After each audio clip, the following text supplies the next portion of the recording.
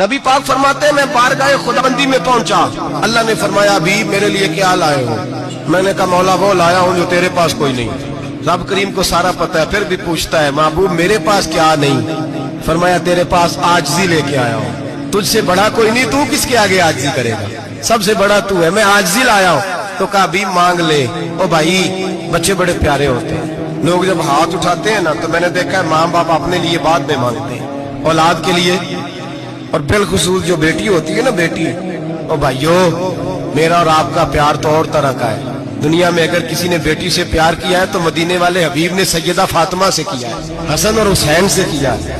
معراج کی رات جب نبی پاک سے رب کریم نے کہا کہ بولو محبوب کیا چاہیے، کسی کمزور روایت میں بھی نہیں ملے گا کہ نبی پاک نے کہا اے اللہ فاطمہ کے لیے کچھ دے، اے اللہ حسن حسین کے لیے کچھ دے۔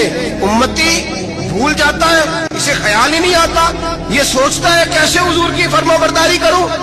میرے نبی کریم علیہ الصلوۃ والسلام فرماتے ہیں جب رب نے پوچھا کہ ابھی کچھ مانگ لے، نہ حسن کی بات، نہ حسین کی بات، نہ فاطمہ کی بات، نہ علی کی بات، نہ ابو بکر، نہ عمر، نہ عثمان، نبی پاک نے کہا اللہ تو میرے ساتھ گناہگاروں کی بات کر، اے اللہ تو گناہگاروں کی بات کر، یہ بھول جائیں گے، پھٹک جائیں گے۔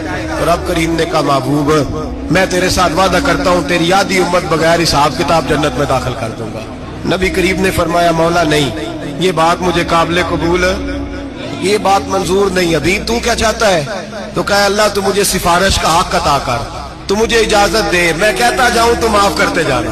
حضور کہہ سکتے تھے نا چلو آدھی بخشی گئی بھئی آدھی اچھے عمل کرے، فرمایا نہیں مجھے حق شفاعت دے۔ نبی پاک فرماتے ہیں میرے رب نے مجھے سفارش کا حق دیا ہے، میں قیامت میں سفارش کرتا جاؤں گا، اللہ میری امت کو جنت عطا کرتا جائے گا۔